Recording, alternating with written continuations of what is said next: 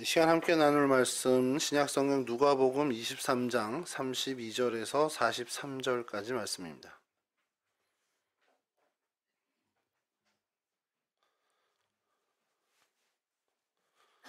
누가복음 23장 32절에서 43절까지 말씀 저랑 한 절씩 교독하도록 하겠습니다. 또 다른 두 행악자도 사형을 받게 되어 예수와 함께 끌려가니라. 열이라는 곳에 이르러 거기서 예수를 십자가에 못 박고 두 행악자도 그렇게 하니 하나는 우편에 하나는 좌편에 있더라. 이에 예수께서 이르시되 아버지 저들을 사하여 주옵소서 자기들이 하는 것을 알지 못함이니이다 하시더라. 그들이 그의 옷을 나누어 제비 뽑을새 백성은 서서 구경하는데 관리들은 비웃어 이르되 저가 남을 구원하였으니 만일 하나님이 택하신 자 그리스도이면 자신도 구원할지어다 하고 군인들도 희롱하면서 나와 신포도주를 주며 이르되 내가 만일 유대인의 왕이면 내가 너를 구원하라 하더라. 그의 위에 이는 유대인의 왕이라 쓴 패가 있더라. 행악자 중 하나는 비방하여 이르되 내가 그리스도가 아니냐 너와 우리를 구원하라 하되 하나는 그 사람을 꾸짖어 이르되 네가 동일한 정죄를 받고서도 하나님을 두려워하지 아니하느냐. 우리는 우리가 행한 일에 상당한 보응을 받는 것이니 이에 당연하거니와 이 사람이 행한 것은 옳지 않은 것이 없느니라 하고 이르되 예수여 당신의 나라에 임하실 때에 나를 기억하소서 하니 예수께서 이르시되 내가 진실로 내게 이르노니 오늘 내가 나와 함께 낙원에 있으리라 하시니라. 아멘. 오늘 저희가 살펴볼 성경의 장소는 골고다입니다. 고난주간이기도 하고요. 또 골고다 이 부분이 좀 의미가 있지 않을까라는 생각을 좀 해보게 됐습니다. 골고다라는 뜻은 해골입니다. 근데 우리가 잘 알고 있죠. 좀 전에 찬송도 불렀지만 갈보리 역시도 같은 뜻, 해골이라는 뜻을 가지고 있습니다. 어릴 때는 왜 골고다도 해골이고 갈보리도 해골이지라는 생각을 좀 어릴 때는 했었는데 뭐 다른 나라 언어니까 둘 다 서로 다른 나라 언어라 그렇죠. 히브리어 굴골레트 그리고 아람어 굴굴타에서 이제 발음이 이제 헬라 사람들이 이제 그리스식으로 발음을 옮겨 적다 보니 그게 이제 골고다가 됐습니다. 갈보리 같은 경우는 칼바리아라는 이제 단어 라틴어인데요. 이 라틴어가 헬라어 크라니온이라는 해골이라는 뜻의 단어를 라틴어로 이렇게 옮기다 보니 칼바리아가 됐고 그게 이제 영어로 갈보리가 된 거죠.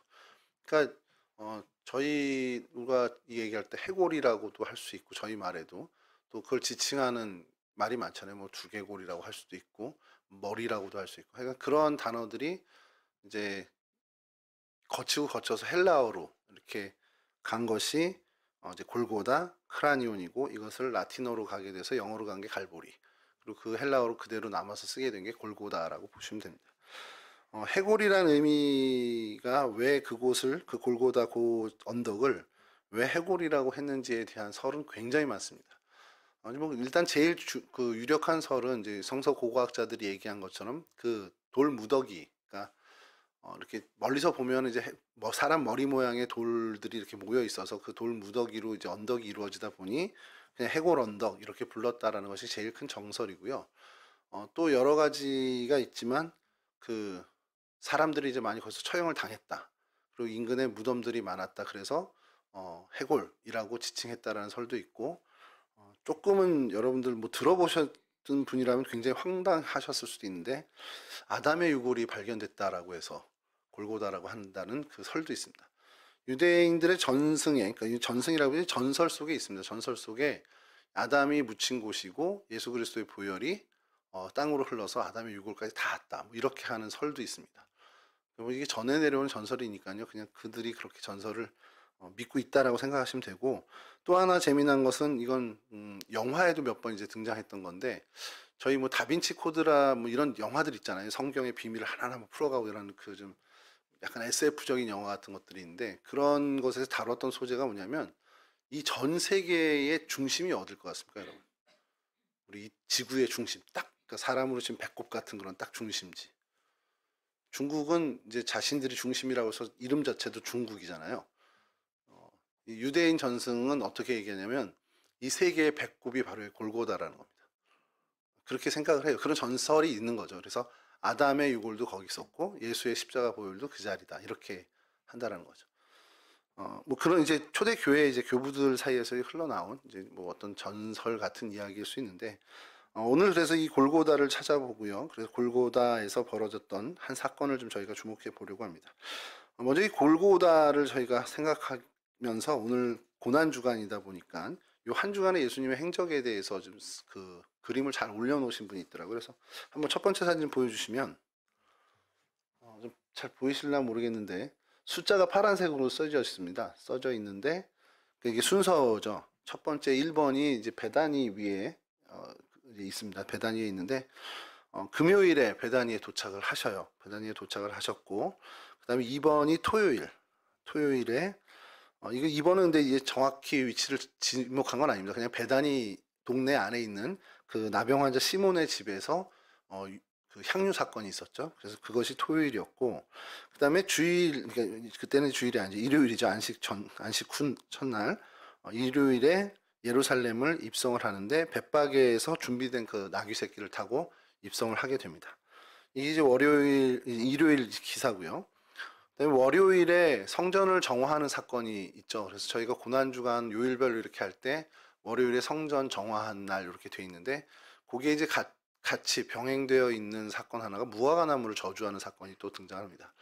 요거에 대해 성경학자들의 좀 이야기인데 시간 순서가 좀 애매하다는데 입성을 하시고 예루살렘에 계셨던 게 아니라 입성을 하시고 베다니에 잠깐 내려서 하루 묵고 다시 올라가신 걸로 이제 그 성경학자들은 이해를 해요. 그래서 성전 안에 이제 들어가신 월요일에 성전 안에 들어가신 건 이제 월요일이 처음인 거죠. 그러니까 예루살렘 전체 도시에는 종려 주일에 입성을 하셨고 그리고 월요일에 성전 그 헤롯 성전에 들어가셔서 성전 정화의 사건을 일으킨 걸 본다는 겁니다. 화요일에는 이제 각종 비유를 가르치고 논쟁을 하셨던 기사가 이제 등장을 하고요. 성전 안에서 이루어진 4번 내용입니다. 5번 내용입니다. 그리고 가룟 유다가 이때 변심을 한 그 사건이 기록이 되죠. 수요일은 아무것도 그 기록이 없어요. 성경 전체에 어떠한 기록도 없습니다. 뭐 하루 쉬셨다라는 뭐 성경학자도 있고 한데 뭐 저희가 확인할 길은 없고요. 그러고 나서 이제 7번 보시면 저 아래 성만찬의 다락방이라고 되어 있는 조기에 가서 우리 잘 알고 있는 그 마지막 최후의 만찬을 하시고 그다음에 겟세마네 기도 우리 겟세마네 그때 살폈었죠. 겟세마네 어딘지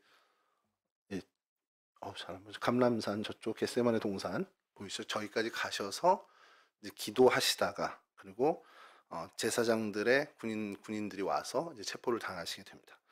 금요일에는 이제 그 9번 10번에 헤롯 왕궁 뭐 가야바의 저택 요 쪽에서 계속 이제 신문을 받으시고 이제 금요일에 장사 십자가 골고다에 가서 십자가의 형을 받으시고 무덤의 장사가 되셨는데 저는 어릴 때 이 골고다에서 십자가에 달리시고 죽임을 당하신 다음에 이제 아리마대 요셉이 준비한 무덤까지 옮기잖아요. 그 거리를 그냥 혼자 그냥 아무 근거 없이 상상한 게 저희 이제 장례를 오늘 또 정인 장로님 치르고 왔는데 그렇게 운구행렬 이렇게 가듯이 좀 어느 정도 멀리 갔다라고 생각을 했는데 신학교에 들어가서 여기를 이제 신약성서 개론 시간부터 이렇게 찾다 보니 이렇게 가까운 데 있었어라는 생각이 이제 깜짝 놀랐던 적이 있습니다. 뭐 여러분들도 아시는 분은 아시겠지만 그냥 거의 한 지역 한 곳입니다. 그냥 십자가 형틀과 아리마대 요셉이 그냥 거의 한 장소라고 보시면 돼요. 제기동 그럼 제기동 그 언덕 여기 그냥 한 곳에 있다고 생각하시면 됩니다. 그걸 이제 오늘 좀 보여드릴 텐데요. 다음 사진 보여주시면 요게 그 기념교회들입니다. 예수님의 그 행적들에 따른 그 기념교회들이 있어요. 그러니까 이게 역사적으로 이 자리가 맞다. 역사적으로 100%이 자리야라고 하지는 못하지만 이 근처였을 거고 그리고 사실 이 한 동네에서 다 일어난 일이잖아요. 이 고난주간의 일이. 그러다 보니까 그 사건에 대해서 이제 좀 기념하는 장소로 삼고 거기에 이제 기념교회를 세우게 된 겁니다. 첫 번째로 저희 보시는 게 최후의 만찬 다락방 기도 교회 다락방 이게 예 마가 다락 최후의 만찬인데 여기에 기념교회가 있더라고요. 그래서 다음 사진 보여주시면 요 사진은 처음 그 기념교회들은 기억하시고요. 다시 보여달라면 전사님 좀 띄워주시고 이게 마가다락방 입구라고 해서 최후의 만찬 방이라고 이렇게 그 표말이 있습니다. 이게 입구고 들어가면 다음 사진에 이렇게 길이 나오고 저 끝에 문으로 들어가면 내부가 이렇게 생겼습니다. 이게 무슨 다락방인가 싶죠. 이게 무슨 다락방이야. 홀보다도 넓은데. 이렇게 그러니까 많은 사람들이 들어가서 기도하면서 또 오순절 사건은 가능하겠구나라는 생각이 드는 거죠. 근데 이 건물이 정말 마가의 다락방이냐? 그렇게 볼 수도 있지만 아닐 경우도 있죠. 근데 대충의 그때 당시에 요렇게 생겼었다라는 걸 했고 그리고 이것을 기념교회로 삼게 됐다라는 겁니다. 그 다음에 다시 아까 그 기념교회 사진 그 지도 좀 보여주시죠. 네, 여기 보면 마가의 다락방, 최후의 만찬 다락방 옆에 다구름교회라고 돼 있잖아요. 다구름교회 그러면 어떤 것 같아요, 여러분? 뭐 딱 떠오르시는 게. 예, 베드로의 그 3번 닭이 울고 통곡했던. 그래서 이게 다구름교회라고 직역이 되기도 하는데, 사실 정식 명칭은 베드로 통곡교회라고 저희는 이제 이야기합니다. 그래서 그 아까 다락방 내부 사진 다음 사진을 보여주시면 여기는 이제 교회를 새롭게 이제 예배당을 새롭게 지은 거죠. 그래서 통곡교회고 그 다음 사진 보여주시면 예, 이게 무슨 장면 같습니까, 여러분? 베드로가 예수님 3번 부인하는 장면이고 닭이 어디 있습니까? 예, 제일 위에 닭이 있습니다. 그래서 그 다음 사진 보여주시면 여러분 한번 찾아보세요. 아, 예, 성교사님 바로 저희가 교회 예배당이 지어지면 십자가를 달잖아요. 십자가를 다는데 여긴 닭도 있습니다. 저 위에. 근데 이게 여기만 그런다라는 게 아니라 제가 직접 가서 확인은 못했지만 독일에 있는 루터 교회의 상당수가 이 십자가와 병행해서 닭 모양의 이 모습, 이것을 이제 달아놓는다고 그래요. 제가 독일에 나중에 가면 확인해서 다시 사진을 찍어올 텐데 그런 얘기들이 좀 있고 블로그에도 그런 얘기들을 좀 하더라고요. 그 다음에 다시 지도 좀 보여주세요, 전사님.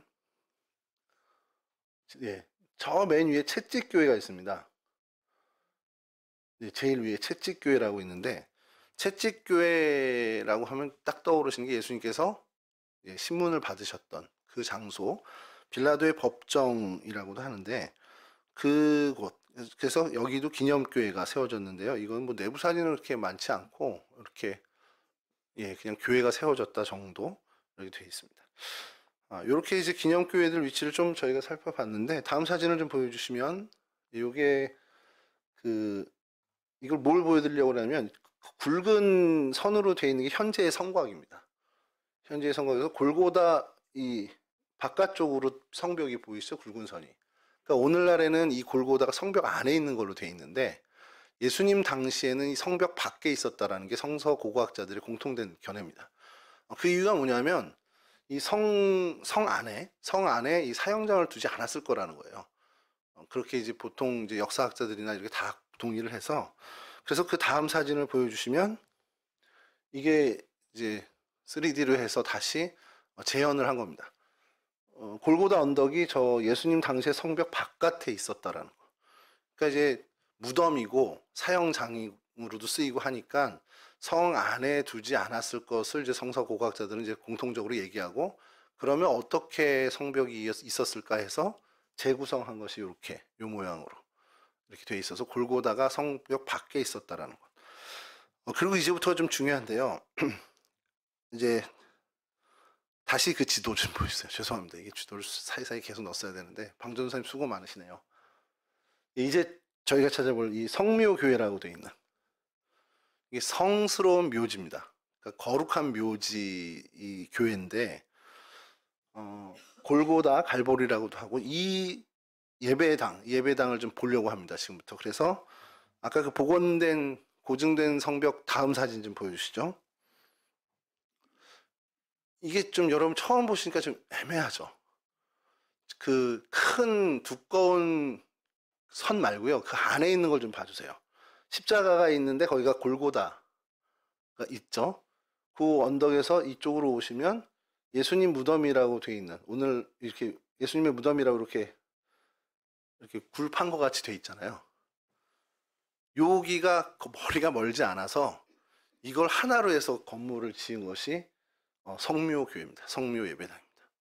그러니까 뭐 이거를 저희는 그냥 교회라고 표현하는데 예배당이라 하는 게 맞겠죠. 그 그리스 정교회 또 뭐 서방교회, 아르메니아 교회, 곱트교회 뭐 다 소유권을 갖고 있어요. 거기에 이제 출입문은 이슬람이 또 갖고 있어서 1910 몇 년도까지는 이슬람한테 출입료 입장료를 내고 들어갔다고 합니다. 그러니까 여하튼 이 두 곳을 아예 하나로 덮어서 예배당을 지은 거예요. 그러니까 골고다 언덕의 흔적, 예수님의 무덤의 어떤 흔적 이거를 보려면 이 예배당 안에 들어가야 되는 겁니다. 그리고 그것을 이제 복원을 해놓긴 했는데 그때 당시의 모습으로 뭐 복원한 거지 그때 당시 모습 유지된 건 아니에요. 이유는 좀 이따 설명드리겠습니다. 그래서 이 성묘교회 입구를 다음 사진 보여주시면 이렇게 돼 있는데 이게 제가 사진을 여러 골라도 이거 정도밖에 못했는데 규모가 어마어마하게 큽니다. 이게 그냥 보통 우리 동성교회 예배당 뭐 아니면 저 뭐 큰 교회 어디 뭐 사랑의 교회 예배당 그런 정도가 아니고요. 지금 보시면 되겠습니다. 다음 사진 보여주시고 이게 조금 거리를 두고 찍은 거고요. 이제 내부 사진인데 지금 가늠이 되시겠습니까? 여러분 내부 여기가 그냥 다음 사진 보여주시면 좀 더 들어오겠네. 여기는 이제 예수님 시신을 이제 내려서 이제 놓았던 자리라고 돼 있고 그 다음이 사진이 여기가 예수님 이제 십자가 달린 그 자리를 기념해서 이렇게 한 것이고요. 아까 보여드린 것처럼 다음 사진이 예수님의 무덤. 그러니까 이 교회 안에 또 하나의 건물이 있는 겁니다. 예수님의 저 안으로 이제 들어갈 수가 있대요. 그래서 요거를 좀 멀리서 찍은 사진은 책에서 이건 좀 스캔한 겁니다. 다음 사진 보여주시면 이렇게 되어 있습니다. 그러니까 저게 교회가 아니고요. 저게 예배당이 아니고 이 지금 바깥이 예배당이고 예배당 안에 예배당만한 건물이 또 하나 있는 겁니다. 저게 무덤입니다. 안 놀라시네. 스타필드 정도 크기가 아닐까라는 생각을 좀 했는데 이렇게 건물 안에 건물이 또 있고 이게 그러니까 여러 개인 거예요. 예수님의 골고다 그 자리 아까 보여드렸던 그 십자가 상이 있는 그 자리도 이런 식으로 어떤 기념물들을 해놨고 그리고 무덤 같은 경우는 안에 볼 수 있게끔 수그려서 안으로 들어가서 볼 수 있게끔 요 안에 그 무덤 위에다가 또 이렇게 했다는 거죠. 이제 복원을 한 거고 어떻게 보면은 이렇게 생겼을 것이다라고 해서 다시 이렇게 새롭게 만든 겁니다. 그러니까 예수님 당시의 무덤이 그대로 지금까지 보존된 건 아니라는 거는 저희가 좀 기억해야 되겠죠. 이렇게 골고다에 이렇게 많은 교회들의 어떻게 관심이 들어가고 또 이 역사적으로 이곳이 참 많이 험난했던 일들을 겪게 되는데요. 그걸 좀 설명해 드리면 아까 말씀드린 것처럼 제가 처음에 예수님이 십자가에 달리시고 무덤까지 이동하신 게 그래도 어느 정도 이게 있겠지 저희가 늘 장례하듯 그런 생각으로. 근데 이제 신학교 2학년 때인가 3학년 때 이제 이걸 처음 보면서 이거 말도 안 되지 않아? 어떻게 달린데 거기 몇 미터 안 가서 또 그게 있어라고 무덤이 있어라고 생각을 했는데 요한복음 19장 41절을 이제 그때 얘기를 하시더라고요 교수님이. 그래서 이걸 읽어드릴게요. 예수께서 십자가에 못 박히신 곳에 동산이 있고 동산 안에 아직 사람을 장사한 일이 없는 새 무덤이 있는지라. 그러니까 동산 안에 예수님 십자가에 못 박힌 곳도 있고 그 동산 안에 예수님 무덤도 있다라는 게 성경에도 나와 있더라고요. 그래서 난 왜 이걸 못 봤지 이런 생각을 했었는데 어쨌든 이렇게 발굴 작업을 통해서 이곳이다 이 지점일 것이다라는 것은 성경학자들의 대부분의 공통된 견해이고요. 오늘날에 와서 좀 다른 의견을 제시하는 학자들도 있습니다. 근데 뭐 그렇게 유의미한 것 같지 않아서 여러분들에게 뭐 소개할 거는 아닌 것 같고요. 그래서 이게 1960년대 복원 작업이 거의 본격적으로 시작돼서 사실은 이게 그리 오래된 건 아니에요. 이렇게 된 모습을 갖춘 것이. 그리고 이 안에 그래도 괜찮은 것이 그때 당시의 자연석들 그런 것들을 좀 잘 보존해서 유리로 이제 가리막을 하고 볼 수 있게끔 해줬다라는 거. 그리고 그때 이제 갈라진 어떤 그 바위가 갈라진 어떤 그 부분인데 그 사진을 제가 못 구해서 근데 그걸 뭐라고 하냐면 예수님께서 십자가에 달렸을 때 성전 휘장이 찢어지고 막 지진이 일어났잖아요. 그때 갈린 돌이야라고 이렇게 사람들이 기념해 놓는 게 있답니다. 그건 나중에 뭐 사진을 구하게 되면 한 번 더 소개를 하게 될 텐데 그런 어떤 사람들의 많은 교회 이제 초대 교회부터 교부 시대 그리고 동방교회와 서방교회 나뉘어지기 전 이때까지도 이 골고다 갈보리에 대한 교회의 관심이 굉장히 컸었고요. 그래서 그것에 대해서 정말 많은 힘과 또 돈과 여력을 집중시켰다는 걸 저희가 보게 됩니다. 요 골고다와, 그러니까 골고다 십자가, 예수님의 십자가 자리와 예수님의 무덤, 요걸 좀 간략히 좀 조금만 더 설명을 하면, 역사적으로 좀 말씀드리면 이래요. 예루살렘을 이제 하드리마누스라는 황제가 점령을 하고요. 그게 AD 135년입니다. 그때 언덕을 다 깎아내렸다는 기록이 있어요. 그러니까 이 골고다 언덕이 한 40여 미터 정도 높이가, 뭐 짧게 보면 22m에서 40m 사이를 보는데, 그 언덕을 어떻게 보면 토목 사업을 한 거죠. 싹 다 밀어낸 겁니다. 그리고 예수의 무덤 자리라고 이제 전해져 내려오는, 그러니까 뭐 100년 정도 된 거니까 아무래도 그 고증이 되겠죠. 그래서 그곳을 돌로 메꾸도록 지시를 했다는 기록이 나와요. 그리고 그곳에 뭘 했냐? 로마의 신 주피터 그리고 비너스 상을 세웠다는 겁니다. 신전을 세운 거죠. 그러니까 예수의 흔적을 없애기 위해서. 그러니까 걔들이 볼 때는 피지배계층의 어떤 강력한 종교란 말이에요. 그러니까 이것으로 인해서 이 지역 사람들이 뭐 규합이 될 수도 있을 것 같고 생각하니까 그냥 아예 그것을 말살하는 거죠. 일제강점기 때 일본이 저희 나라의 문화 정책을 하면서 저희들의 정신의 어떤 그런 문화들을 다 이제 없이 하는 것 같은 그런 정책과도 유사합니다. 자, 그렇게 해서 주피터 그리고 비너스 신전을 이제 그 위에 세우게 됩니다. 골고다 이 자리에. 그러다 보니까 아까 말씀드린 것처럼 그때 당시 예수님 당시의 흔적은 싹 사라지고 완전히 소멸되게 된 거죠.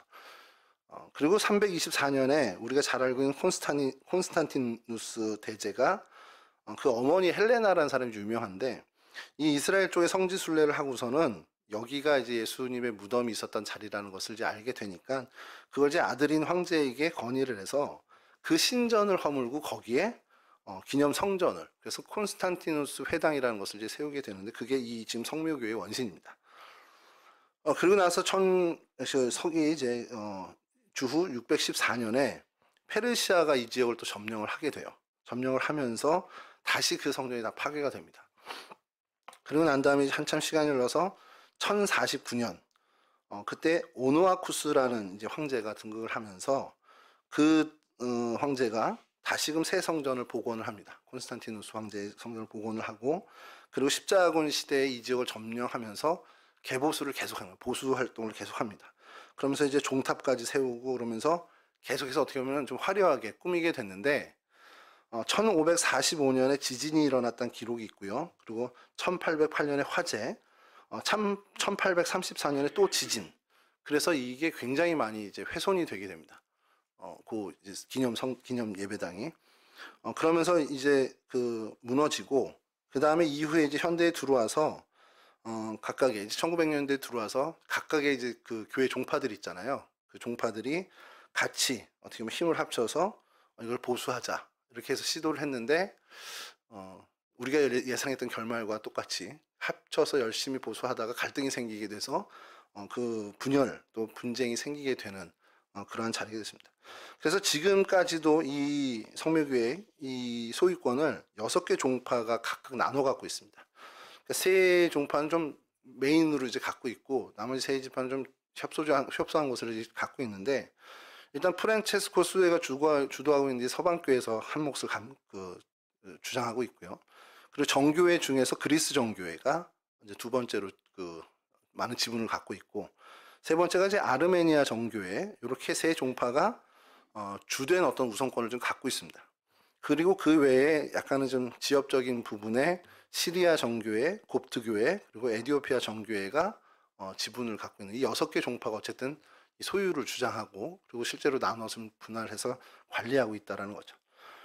그러니까 이게 서방교회, 동방교회가 가눠지기 전까지는 그래도 큰 충돌이 없이 잘, 교부들의 어떤 거론이 잘 진행됐다가, 이게 이제 나눠지면서, 그리고 이제 동방교회 측에서 좀 큰 주도권을 갖게 되면서, 사실 이게 소유권, 분할권 이걸로 좀 갈등이 계속, 사실 뭐 지금까지도 없지 않게 계속 갈등을 하고 있는 건데, 문제는 이제 십자군 전쟁 이후에 이제 13세기부터 이슬람 지역이잖아요. 여기 이슬람 지역이 되니까 이슬람이 이 출입문 이것을 점령하고, 그래서 모든 순례자들한테 입장료를 받았다라는 거예요. 그게 이제 1917년까지 이제 이어졌고, 영국이 이제 힘을 내서 그걸 다 이제 어떻게 보면 협의하에 이제 자유롭게 출입할 수 있게끔 이렇게 좀 바꾼 게 1917년이라는 겁니다. 그 근간에 들어와서 이제 이게 어느 정도 사람들에게 보여지는, 사람들이 볼 수 있는 그런 유적지가 된 거죠. 이렇게 좀 여러 우여곡절이 있었더니 골고다고요. 그런데 이게 왜 이렇게 사람들이 집착이라는 표현은 그렇지만 이렇게 가지려고 하고 소유권이 있고 분쟁이 많으냐? 그만큼 성경 안에 또 우리 그리스도 우리 기독교 안에 굉장히 의미 있는 장소이기 때문에 그렇다는 거죠. 근데 제가 이렇게 그 성경 지명을 이렇게 보면서도 그런 생각을 좀 해요. 이게 굉장히 어떻게 보면 엄청난 사건 아닙니까? 여러분, 우리 인류사에, 우리 기독교 역사에, 아니 기독교 역사가 아니라 전 인류와 모든 우주의 어떤 시간 속에 예수 그리스도의 대속의 사건이라면 이건 어마어마한 사건인데, 그리고 그 사건이 있었던 장소잖아요. 야, 그러면 이건 하나님도 좀 보호해줘야 되는 거 아니야? 이런 생각이 드는 거죠. 모든 자자스러운 손들이 그곳을 보면서 이곳에서 주님이 우리를 위해 피를 흘리셨어. 근데 하나님은 저희 생각과는 좀 다른 게 그냥 다 없애요. 여기뿐만 아니죠. 저희가 이제 소아시아 7교회, 칭찬받은 7교회들도 기억을 하는데, 사도 바울이 선교여행 3차까지 가면서 많이 세웠던 그 교회들이 초대교회 역사를 정말 어떻게 보면 큰 획을 그으면서 바꾸게 되고 세계 복음화에 큰 이바지를 하잖아요. 특히 수리아의 안디옥 교회 같은 경우는 어떻습니까? 그러면 그 교회가 제 생각에, 제 짧은 생각으로는 지금까지도 좀 어떻게 보면 전 세계 교회의 주목을 받고 모범적인 교회로 딱 건재해 있어야 될 것 같은데 없어졌잖아요. 흔적도 없이 사실은. 지금 뭐 그냥 기념으로 어떻게 보면 기념관처럼만 돼 있는 거지. 그리고 지난번 트루키의 그 지진으로 또 훼손이 돼요. 그러니까 생각이 드는 게, 우리는 계속해서 그거 기념하기 위해서 뭔가를 막 세우고 만들고 막 이러는데 하나님은 계속해서 그걸 파괴하시는 거예요. 그게 이 역사에 계속 이어지는 것을 좀 보게 됩니다. 그러면서 그냥 나름 어렴풋이 지금은 이거야라고 하기 확신은 못하지만 어렴풋이 생각이 좀 드는 거는, 그래 저 골고다가 그대로 남아 있었다면, 역으로 생각한 거죠. 저게 얼마나 우상이 됐을까 이런 생각을 하는 겁니다. 그래 하나님은 그래 보이지 않는 하나님이시니까 그 사건에 담겨 있는 그 장소가 사실은 중요한 게 아니라, 그 장소를 우리가 생각하는 이유는 그 장소에서 일어난 그 십자가 사건, 그걸 보자라는 거지. 그 생각을 하고 그것을 되뇌이고 그 의미를 찾고 거기서 하나님을 만나는 거지, 거기 있는 돌 무더기, 어떻게 보면 아리마대 요셉의 그 굴을 판 무덤, 그 자체가 큰 의미를 주는 것은 분명히 아니라는 거죠. 그래서 저는 이 골고다가 흔적도 없이 없어졌고, 근데 어쨌든 사람들이 그래도 좀 기념하게 했던 모든 일들이 하나님의 큰 경륜 안에 있구나라는 것을 보게 됩니다.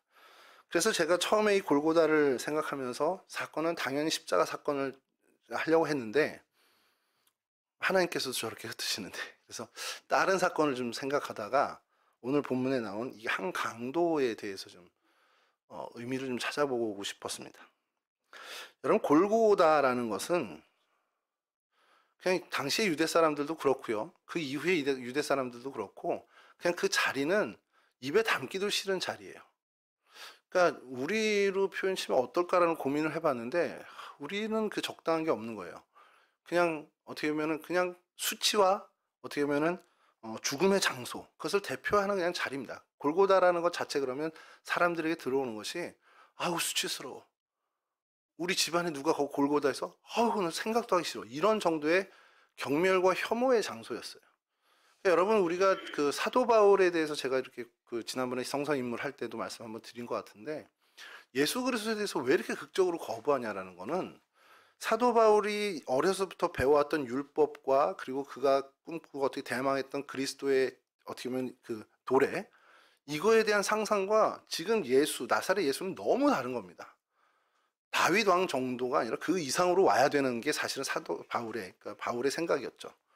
근데 너무너무 수치스러운 거예요. 십자가형을 당하고 로마인 손에 죽고, 더더군다나 골고다 거기서 힘 한 번 못 쓰고 죽은 그 사람이 무슨 메시아고 그리스도야, 이렇게 되는 거죠. 그러니까 그런 골고다가 그런 자리입니다. 자, 근데 그 자리에 예수님께서 그 자리까지 우리를 위해서 낮아지신 거죠. 낮아지셨는데 성경은 이 예수님의 십자가 사건을 다루면서 그냥 예수님이 골고다에서 우리를 위해 피 흘리시고 그 수치와 모욕을 다 당하셨다로 그냥 마무리하지 않고 엉뚱하게 이 강도 2명을 등장을 시킵니다. 그 의도가 뭘까라는 생각. 물론 우리 성경은 하나님께서 성경 기자에게 성령의 감화를 주셔서 쓰신 하나님의 말씀이니까 하나님의 의도가 분명히 들어가 있을 거라는 거죠. 왜 이 강도들이 등장했을까라는 것이 사실 저희들에게 숙제일 수 있습니다. 한평생 어떤 죄만 벌린 사람인지 그건 잘 모르겠습니다. 어떤 죄목으로 거기에 달린 사람인지는 모르겠지만 여러 가지 상상을 좀 할 수 있어요.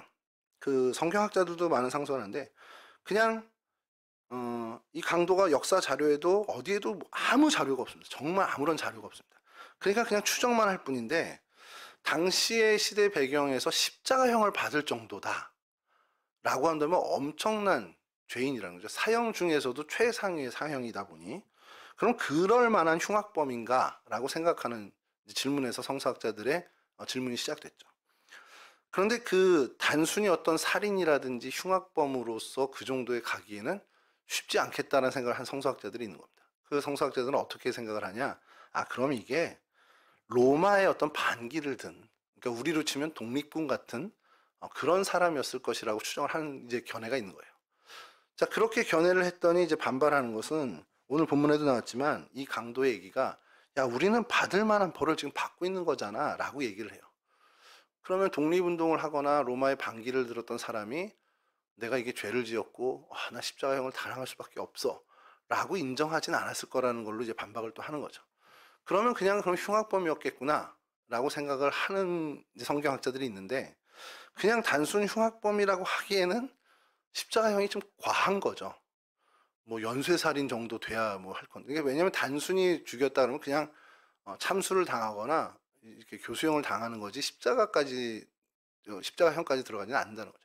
저희 스파르타쿠스라는 이제 드라마 한참 미드가 유행했는데 그 로마가 이 십자가형을 사용한 거는요 전시효과입니다. 그러니까 이제 본때를 보여주는 거죠. 그래서 그 로마의 길 4km 이상을 십자가로 쫙 해서 그 스파르타쿠스 반란군을 다 매달아 놓는 그 장면이 이제 그 드라마에도 나오는데, 그러니까 로마는 십자가형을 그렇게 활용을 하거든요.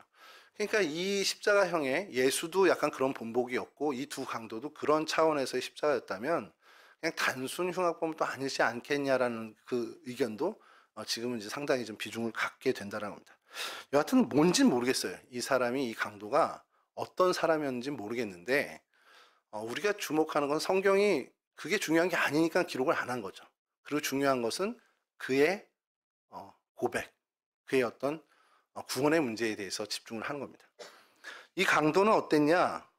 죄를 일단 무서워했습니다. 그러니까 적어도 이제 십자가상에서 그의 심경이 어떻게 변화되는지 모르지만 예수님과 이제 대화를 시작하는 그때의 그의 상태는 죄에 대한 경계가 생긴 거예요. 죄에 대해서 죄는 멸망이고 죽음이라는 것을 이제 알게 됩니다. 누가복음 23장 40절 오늘 본 말씀인데 하나는 그 사람을 꾸짖어 이르되 네가 동일한 정죄를 받고서도 하나님을 두려워하지 아니하느냐. 이 십자가상에서 주님의 모습을 봤겠죠. 주님의 모습을 보면서 그가 이제 깨달은 것이 이 정죄함이라는 겁니다. 죄가 얼마나 무서운 것인지를 깨닫고 그래서 그 죄의식에 이제 강력한 죄의 어떤 생각이 이제 확실하게 이제 들게 된 거죠.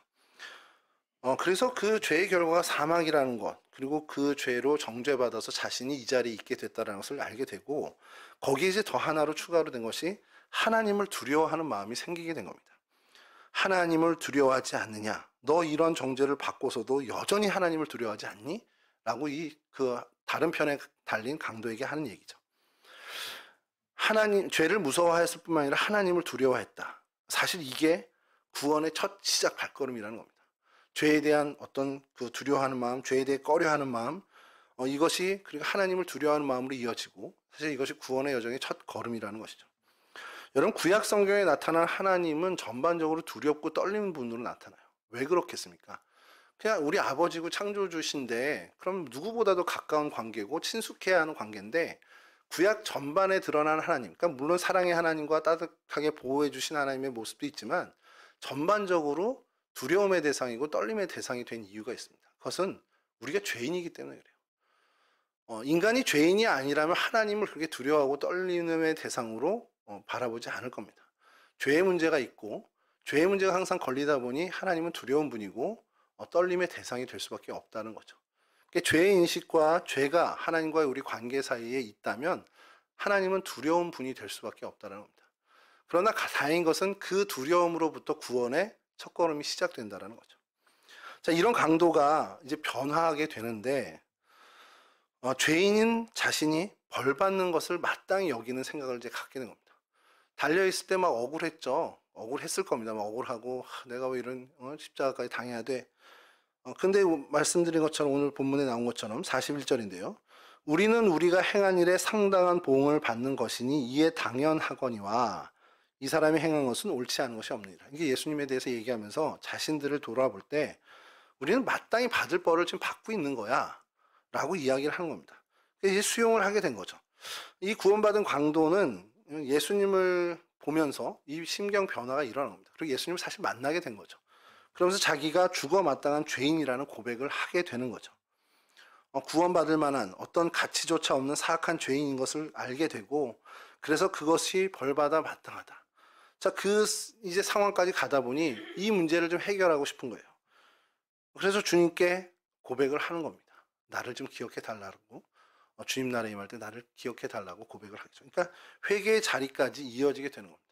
이 죄에 대한 인식, 그래서 거기서 하나님을 두려워하게 되고, 하나님을 두려워함으로써 이 죄의 문제를 해결해야 된다는 것을 이제 회개까지 이어지게 된다는 거죠. 근데 이 사람이 처음부터 그랬냐? 누가복음에서는 밝히지 않고 있는데 마태복음에서는 이 사람이 처음에 이렇지 않았다는 걸 밝혀줍니다. 마태복음 27장 44절인데요. 정확히 이렇게 얘기합니다. 함께 십자가에 못 박힌 강도들도 이와 같이 욕하더라. 이 구원받은 강도도 처음에는 예수님을 욕했습니다. 비난했고 조롱했습니다. 그러니까 다른 편에 달린 강도와 마찬가지로 야, 너 하나님의 아들이면 나와 우리랑 너 좀 구원해봐, 이런 얘기를 이도 같이 했었다라는 거예요. 근데 왜 이 사람이 바뀌게 됐냐? 십자가에 달려있는 동안에 주님을 목격한 겁니다. 짧은 시간이지만 그 시간에 주님을 주목하고 주님께 시선을 향하고 자신의 시선을 주님께 고정하다 보니 주님의 모든 모습을 통해 그가 변화되기 시작합니다. 뭐 여러 가지 있었겠죠. 우리 성경에 드러난 예수님의 모습, 뭐 가상칠언도 있고 저들의 죄를 용서해달라는 그 사랑의 모습도 보게 되고요. 그러면서 그가 예수님을 제대로 보게 되니 이분이 정말 그리스도시구나라는 것을 알게 된 겁니다. 그러면서 그가 회개의 자리까지 나가게 된 거죠. 주님의 은총, 주님의 어떤 그 은혜를 사모하게 되고, 그러면서 그 회개를 통해서 주님을 다시 한번 보게 되면서 천국을 사모하는 사람으로 변화가 된 거죠. 42절을 좀 다시 한번 제가 좀 읽어드릴 텐데요. 전사님 42절 죄송한데 한 번만 띄워주시겠습니까? 예, 함께 하시죠. 이르되 예수여 당신의 나라에 임하실 때에 나를 기억하소서 하니, 이게 사실 그가 주님께 건넨 처음이자 마지막의 이야기입니다. 고백이죠. 주님 나라에 임하실 때, 이거는 천국을 이제 드디어 인정하는 삶이 된 거, 사람이 됐다라는 겁니다. 천국을 인정하고 뭐 낙원이라 표현해도 좋고요, 하나님 나라라 표현해도 좋고, 어쨌든 천국을 인정하게 될 때 사실 우리는 천국에 대해 천국 백성이 될 수 있는 첫걸음이 이제 띄어진다라고 저희가 볼 수 있죠. 히브리서 11장 16절 말씀에 그들이 이제는 더 나은 본향을 사모하니 곧 하늘에 있는 것이라. 이러므로 하나님이 그들의 하나님이라 일컬음 받으심을 부끄러워하지 아니하시고 그들을 위하여 한 성을 예비하셨느니라. 천국을 인정해야 천국을 사모합니다. 본향을 사모하게 되는 거죠. 당신의 나라에 임할 때 이 천국을 인정하고 천국의 존재를 인정하고 천국을 사모하게 되는 그러한 사람으로 바뀌게 된 것이 오늘 이 강도의 모습이라는 거죠. 그러면서 이제 거기에 덧붙여서 주님께 고백하는 것은 나를 기억하소서. 이게 여기가 참 신학적으로 많은 해석들이 있더라고요. 그냥 나를 좀 구원해 주십시오. 당신 천국에 임할 때 나를 데려가 주세요. 이렇게 해도 좋은 표현인데, 유대식의 표현이 기억하소서가 있냐라고 했더니 어느 일부 성경학자는 나 좀 기억해줘 라는 것이 나 좀 데려가줘 라는 의미를 내포한다라고 이렇게 표현까지 하는데, 뭐 사실 설득력은 좀 약한 거고요.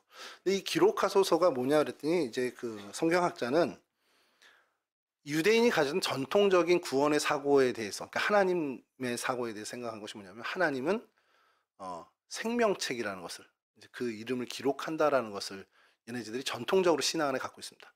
근데 그게 이제 모세에게도 나오잖아요. 모세가 하나님께 그 생명책에서 내 이름을 지어주십시오. 유대인 우리 종족을 다 버리실 거면 그 생명책에서 내 이름을 지어주십시오라고, 그 생명책 개념이 이들에게는 있다라는 거예요. 그 생명책 기록에 대해서 사도 바울도 얘기를 하죠. 그런 어떤 그 신앙의 정서 안에서 기억해 달라라는 것이 바로 그 기록과 연관이 된다라는 성경학자들 해석이 있습니다. 그러니까 주님 나를 기억해 주십시오라는 것은 나를 건져내 주십시오라는 그 소원이 담겨 있다는 것을 동일하게 본다라는 것이죠. 여하튼 이제 이것이 이제 계시록에도 한 번 더 등장하는데, 계시록 21장 27절에 무엇이든지 속된 것이나 가증한 일 또는 거짓말하는 자는 결코 그리로 들어가지 못하되 오직 어린 양의 생명책에 기록된 자들만 들어가리라. 주님 이 생명책에 내 이름을 기록한 그 기록의 기억을 좀 이루어 주십시오라는 그 간구라는 겁니다. 사실 이게 정말 핵심이죠. 강도의 입장에서 주님께 이와 같은 요청이나 청구나 간구를 할 만한 자격이 전혀 일도 없습니다. 살아온 게 주님과 무관하게 살았잖아요. 이제 죽기 바로 직전, 호흡이 끊어지기 바로 이 직전에 이제야 주님을 안 겁니다, 제대로. 그러니 나를 구원해 주세요 하기에도 민망한 상황인 거죠. 저는 그런 생각을 좀 해요. 저희가 다 같이 천국에 올라가고 그랬을 때 다 같이 천국의 삶을 사는 건 마땅하지만 그 안에서 뭐 평등한 하나님이니까 저분과 내가 누리는 게 다 똑같다, 이건 아닐 거라는 겁니다. 상급이라는 걸 저희 성경에서 표현하는데 상급은 분명히 다를 거라는 거죠. 이 십자가 강도 이 사람은 구원은 받습니다. 명확하게 주님께서 네가 나와 나군의 일이라 얘기를 하시잖아요. 구원받은 건 부인할 수 없어요. 근데 그에게 상급이 있겠냐는 거죠. 사도 바울과 제가 천국에서 같은 대우를 받는다? 그렇게 불공정한 하나님은 아니실 거라는 겁니다. 분명히 달라야죠. 여하튼 이러한 그 십자가상의 강도, 부끄러운 어떤 상급은 없겠지만 그래도 구원받은 이 사람, 그래서 주님께 기억되기를 소원했는데 이가 그러면 어떤 기억을 주님께 요청을 했을까라는 생각을 하면서 기억에 대해서 저희가 생각해 보면 기억이라는 것도 우리가 있지만 좋은 기억도 있고 나쁜 기억도 있잖아요. 그래서 저희가 생각한 것이 이 십자가의 강도가 주님께 자신을 기억해 달라고 한 그 안에 담겨 있는 내용은 결국 이 불쌍한 인생을 긍휼히 여겨 달라는 겁니다. 그러니까 주님께서는 분명히 그를 정말 불쌍히 여기셨고 긍휼히 여기셔서 바로 이어지는 선언에 너 오늘 나와 함께 낙원에 이를 거야 하면서 긍휼을 베풀어 주셨죠. 그럼 이제 오늘 저희들로 돌아와서 좀 생각해 볼 것이 있는데 저와 여러분들은 하나님께 어떤 기억으로 남은 사람일까라는 거예요. 하나님께 좋은 기억이 될까? 아니면 하나님이 저를 생각할 때마다 아휴 그 녀석하고 한숨을 내쉬는 그런 기억으로 남는 사람일까? 그것에 대해서 저희들이 좀 진지하게 고민할 필요가 있고요. 또 하나는 제가 이것을 보면서 발견하게 된 것이 저희들이 이렇게 하나님 앞에 좋은 기억으로 남는 인생이 되기 위해서 노력하는 그 한 축과 또 한 축을 우리가 잊지 말아야 되는 것은 하나님의 열심과 정성입니다.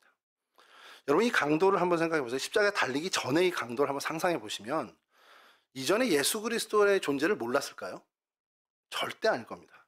분명히 그에게 이 팔레스틴 지역, 특히 이 유대 가나안 땅의 이쪽에 예수님의 어떤 예수 운동과 이러한 소문을 분명히 들었을 거고 어떻게든 알았을 겁니다. 그럼 그건 무슨 얘기냐? 예수를 영접할 기회가 분명히 그에게 주어졌었을 거라는 거예요. 근데 그 기회를 다 무산시킨 겁니다. 그리고 그 기회를 언제 잡았냐? 인생의 숨 넘어가기 직전에 그 기회를 겨우 잡게 된 겁니다. 여기서 하나님의 마음을 저희가 보게 되는 거예요. 하나님의 열심. 그 이 한 사람의 구원을 위해서 하나님이 얼마나 열심을 내고 그 하나님이 얼마나 정성을 들였는지를 보게 되는 겁니다. 끝까지 포기 안 하시는 거죠. 정말 하나님이 정말 끝까지 포기 안 하시고 그 죽음의 마지막 순간에까지도 하나님께서 은혜를 주셔서 예수를 만나게 하신다는 겁니다. 그리고 그 하나님의 열심에 이 강도는 응답을 했죠. 다른 편에 달린 강도는 응답하지 못했고요. 이게 정말 위험한 얘기일 수 있습니다만 전 그런 생각이 좀 드는 게 이 사건을 볼 때마다 이 구원받은 강도에게 이 마지막 기회를 주시기 위해서 주님이 이 강도를 십자가를 끌고 간다는 거예요. 왜냐하면 예수님이 이제 십자가 사건이 끝나면 예수님의 사역이 끝나요. 예수님을 만날 기회가 없습니다. 그러니 이 강도를 어떻게든 예수님을 만나게 하기 위해서 이 강도를 하나님 그 마지막 기회를 주기 위해서 예수님의 한편 옆에 십자가 틀까지 끌고 가셨다는 걸 보게 된다는 거죠. 구원받을 기회를 줘요. 물론 육신의 생명은 안타깝죠. 그리고 여기서 멸망받고 죽임을 당하는 거겠지만 그래도 그를 구원하기 위해서 예수님의 옆자리로 끌고 가는 하나님의 열심을 보게 된다는 겁니다. 이 자를 구원시키기 위해서 어떻게 보면 세상의 시점으로는 너무너무 절망적인 십자가의 자리까지 끌고 가시고 이끌어 가신다는 거예요. 왜냐하면 그게 진짜 사는 길이니까. 여러분, 이 같은 하나님의 열심을 좀 생각했으면 좋겠어요.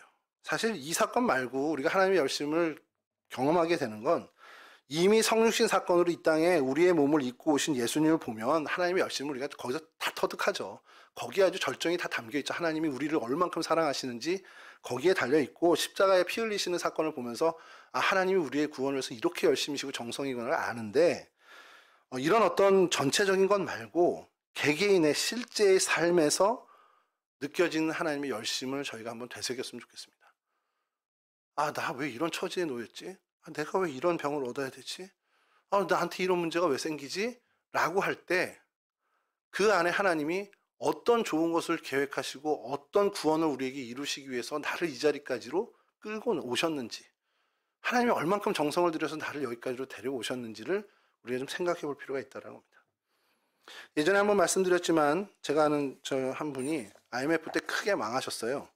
근데 그분의 늘 고백이 그겁니다. 그때 안 망했으면 진짜 망했다, 이 얘기예요. 뭐냐면 그 망한 이후로 신앙이 회복되고 하나님과의 관계가 회복돼서 진짜 신실한 믿음의 삶을 살게 되었다는 겁니다. 근데 그때 IMF 때 안 망했으면 자신 그렇게 안 살았을 거라는 거죠. 여전히 방탕한 생활을 했을 거고 여전히 그냥 나이롱 신자로 썬데이 크리스찬으로 살았을 거라는 고백을 하는 겁니다. 그 망해간 자리까지 이끄신 하나님, 왜 이끄셨겠냐는 거예요. 그의 구원을 위해서, 그를 건져내기 위해서. 우리의 눈으로는 정말 치욕의 자리, 골고다와 같은 자리일 수 있지만 그곳으로 하나님이 이끄실 수 있다는 그 하나님의 열심을 정말 저희가 봤으면 좋겠습니다. 이와 같은 은혜의 삶을, 그러한 은혜를 발견하고 하나님의 열심에, 그 하나님의 정성에 큰 수혜를 입는 그런 삶을 사시는 저와 여러분 되실 수 있기를 주님의 이름으로 간절히 축원합니다. 우리 150장 찬송하겠습니다.